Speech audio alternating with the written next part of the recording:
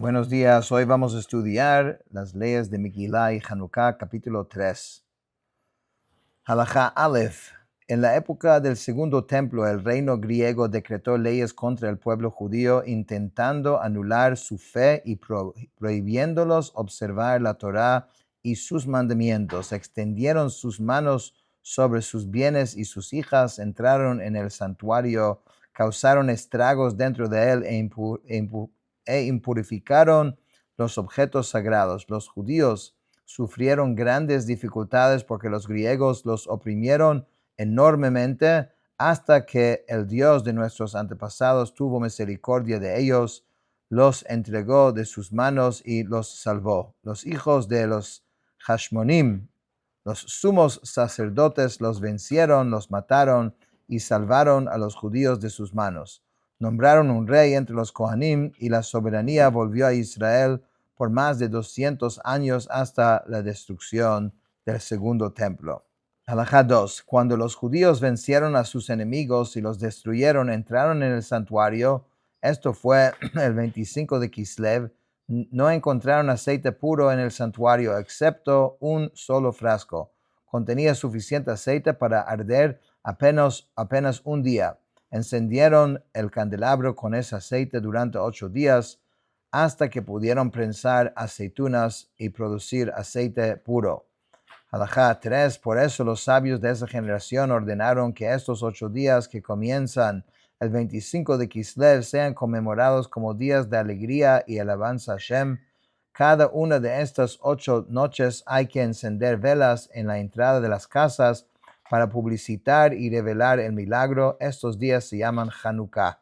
Está prohibido hacer elogios fúnebres y ayunar en ellos, igual que en los días de Purim. Encender las velas en estos días es una mitzvah rabínica, igual que la lectura de la Megilá. Halajá 4. Quien está obligado a leer la Megilá también está obligado a encender la vela de Hanukkah. La primera noche, quien encienda la vela recita 3 bendiciones. Baruch ata Hashem Elokeinu melech haolam asher kiddushanu mitzvotav v'tzivanu l'adlik ner shel Hanukkah. Bendito eres tú, Hashem, nuestro Señor, Rey del universo, que nos santificaste con tus mandamientos y nos ordenaste encender la vela de Hanukkah. Después, She'asa nisim la'avoteinu bayamim haem bezman hazeh, que hiciste milagros para nuestros antepasados en aquellos días, en esta época. Shehechiyanu v'kimanu v'guianu lezman hazeh, que nos diste vida y nos sustentaste y nos permitiste llegar a esta ocasión.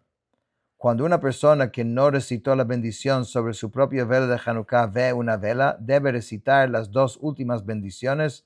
En las noches siguientes, quien enciende la vela recita 2 bendiciones y quien ve una vela recita una, porque la bendición de Shechianu solo se recita la primera noche. Halajá 5. En cada uno de estos 8 días se recita el Halel completo. Antes de recitarlo, hay que decir la brajá, asher kiddushanu mitzvotav v'tzivanu ligmor et ha-halel, que nos santificaste con tus mandamientos y nos ordenaste completar el Halel. Esto aplica ya sea que la recitación sea individual o comunitaria. Aunque la recitación de Halel es una mitzvah ordenada por los sabios, puede recitarse la bendición diciendo que nos santificaste con tus mandamientos y nos ordenaste, igual que se recita una bendición por la lectura de la Megilá y por la construcción del Eruv. Se recita una bendición por toda obligación definida, establecida por nuestros sabios. En cambio, si una obligación fue establecida por los sabios por una duda, como separar el diezmo de Demai, no se recita una bendición. Esto plantea una pregunta: ¿por qué se recita una bendición por el segundo día de Yom Tov si fue ordenado solo por una duda? Fue ordenado así porque para que no sea tratado con desdén. Halajá 6. No es solo la recitación de Halel en Hanukkah la que es una ordenanza rabínica, sino todos los momentos que se recita el Halel completo. La obligación de hacerlo es una ordenanza rabínica. Hay 18 días en el año que es una mitzvah recitar el Halel completo, que son los 8 días de Sukkot, los 8 días de Hanukkah, el primer día de Pesach y la festividad de Shavuot. No se recita en Halel en Rosh Hashanah, ni en Yom Kippur, porque son días de arrepentimiento, temor y reverencia, no son días de alegría adicional. Los sabios no ordenaron la recitación de Halel en Purim, porque la lectura de la Megilá cumple el propósito del Halel. Halajá 7. En los lugares donde las festividades se celebran 2 días, el Halel se recita durante 21 días, los 9 días de Sukkot, los 8 días de Hanukkah, los primeros 2 días de Pesach y los 2 días de Shavuot. En cambio, la recitación de Halel en Rosh Chodesh es una costumbre, no es una mitzvah. Se observa solo comunitariamente para enfatizar que es una costumbre. Se omiten pasajes al leerlo, no se recita una bendición sobre esta lectura, porque no se recita una bendición sobre una costumbre. Una persona que reza sola no debe recitar Halel en Rosh Chodesh en absoluto. Sin embargo, si comenzó a recitarlo, debe completarlo, omitiendo los pasajes que la comunidad omitiría. De igual manera, los otros días de Pesach, lea omitiendo pasajes. Halajá 8. ¿Cómo se emiten los pasajes? Se recita desde el comienzo de Halel hasta la frase Halamish lemayno mayim. Luego se salta y se comienza Hashem zecharanu yevarech. Se salta ese párrafo, ¿no? Continuando hasta Hallelujah. Luego se salta y se comienza Ma Ashiv la Hashem. Continuando hasta Hallelujah. Después se salta y se comienza Min Hameitzer Karati Ka. Continuando hasta el final de Halel. Esta es la costumbre común. Hay otros que omiten pasajes según un patrón diferente. La idea es que eso se llama medio Halel. No se completa el Halel, como dijo, costumbre. Entonces no se dice Brajá y no se completa el Halel. Interesante que nuestra costumbre es que siempre decimos Likro et Halel, no decimos Ligmor et Halel. El Rambam aquí dice que cuando se completa el Halel se dice Ligmor et Halel. Halajá 9. Es apropiado recitar el Halel durante todo el día. Quien lee el Halel en orden equivocado no cumple su obligación. Si una persona lee y se detiene, incluso si se detiene por un tiempo suficiente para completar todo el Halel, cumple su obligación. En los días en que se recita Halel completo, se puede hacer una interrupción entre capítulos, pero dentro de un solo capítulo no se puede hacer una interrupción. En los días en que Halel se lee omitiendo porciones, se puede hacer una interrupción incluso dentro de un capítulo. Halajá 10.